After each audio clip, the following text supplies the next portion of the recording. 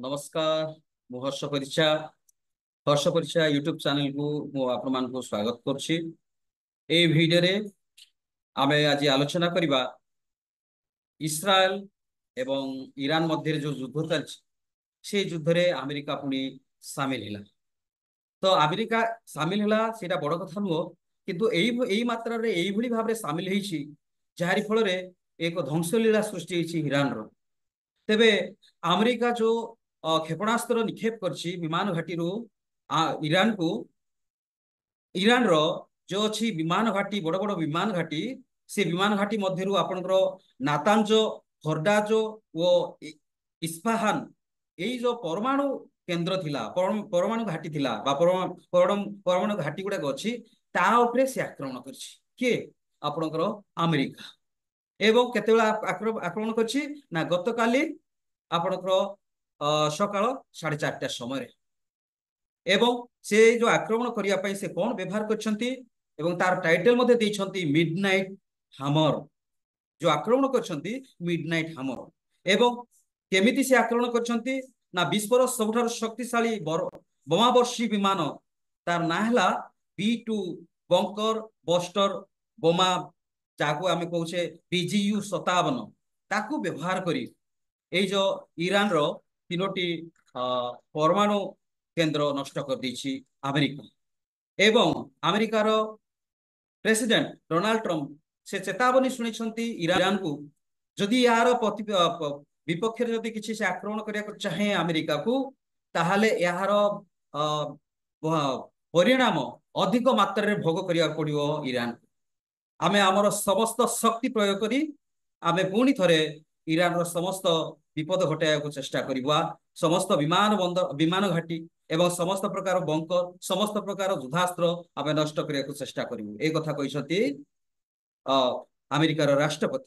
एवं तार प्रत्युत्तर रखिसंती आपनकर ईरान रो जे मुखिया से कहिसंती अमेरिका जो प्रकार अप्रत्याशित आक्रमण करिछि हम उपरे आमे तार सठिक उत्तर देबु एवं अमेरिका को निश्चित भाव रे आमे तार जवाब देबु एवं तार जवाब स्वरूपे आज आमे जहा देइछु से कथा सुनंतु। से कथा कोन ना से कथाटी हला आपनकर इस्राएल उपरे ईरान तार सबुठारु शक्तिशाली खैबर शाकान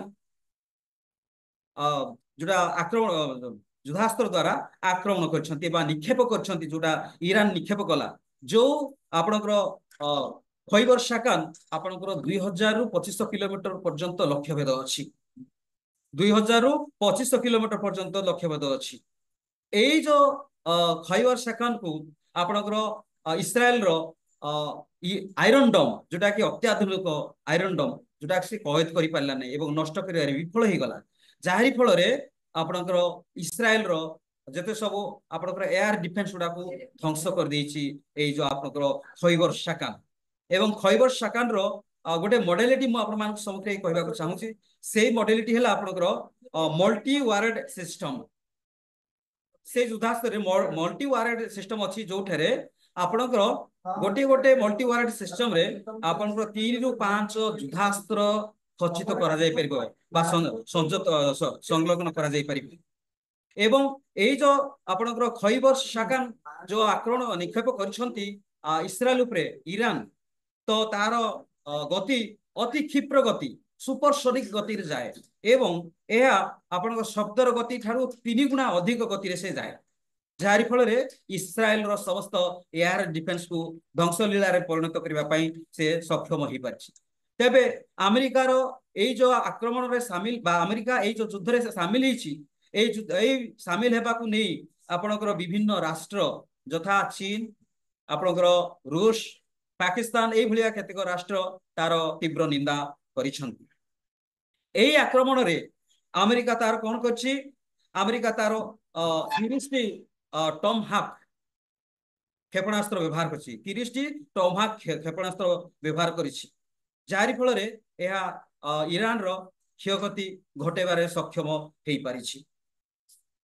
एई जो तीनोटी परमाणु केंद्र उपरे जो आक्रमण करा जायछि जाहारी फल रे ईरान तार प्रतिपक्ष रे निजर गोटे डिसीजन नेबा चाहिए बा से गोटे निष्पत्ति ग्रहण करछि। कौन से निष्पत्ति ନା ବିଶ୍ବ ବଜାରରେ ତେଲ ଏବଂ ଗ୍ୟାସ ର ସପ୍ଲାଏ ଟାକୁ ଆମେ ରୋକିଦେବା। ସେଇଥିପାଇଁ ସେମାନେ ଗୋଟେ ପଦକ୍ଷେପ ନେଇଛନ୍ତି ବା ସଂସଦରେ ଆଜି ସେମାନେ ବିଲ୍ ପାସ୍ କରିଛନ୍ତି, ସେଇଟା ହଉଛି ହରମୁଜ ପ୍ରଣାଳୀ। ତେବେ ହରମୁଜ ପ୍ରଣାଳୀ କଣ? ନା ହରମୁଜ ପ୍ରଣାଳୀ ହେଲା ଏଇଟା ଯେ ଆପଣଙ୍କର ଇରାକ ସାଗର ଦେଇକି ଯୋଉ ଆପଣଙ୍କର ତେଲ ସବୁ ଆସେ ବିଭିନ୍ନ କଣ୍ଟ୍ରି ଗୁଡାକରୁ, କତାରରୁ ବା ଆପଣଙ୍କର ଯାହା ସବୁ ତେଲ ଯୋଉ ଜାଗାରୁ ଆପଣଙ୍କର ଉତ୍ପାଦନ କରାହଉଛି ସେଇ ଜାଗା ଯୋଉ ଆସେ, ସେଇ ଯୋଉ ଜାହାଜ ଦେଇକି ଆସେ ସମୁଦ୍ରରେ, ତାର ପୃଥିବୀର ସବୁଠାରୁ ଅଣଓସାରିଆ ଜାଗା, ତାର ମାତ୍ର 33 କିଲୋମିଟର ଓସାର। ସେ 33 କିଲୋମିଟର ଭିତରେ ଯୋଉ ଯିବା ଆସିବା କରୁଛି ଆପଣଙ୍କର ଜାହାଜ, ବିଭିନ୍ନ ତେଲ ବା ଆପଣଙ୍କର ଏଇ ଯୋଉ ତେଲ, ପେଟ୍ରୋଲ ବା ଗ୍ୟାସ ନେବା ଆଣିବା କରୁଛି, ତାକୁ ବନ୍ଦ କରିବା ପାଇଁ ବିଲ୍ ପାସ୍ କରାହେଇଛି। ତାକୁ ବନ୍ଦ କରିବା ପାଇଁ ବିଲ୍ ପାସ୍ କରାହେଇଛି।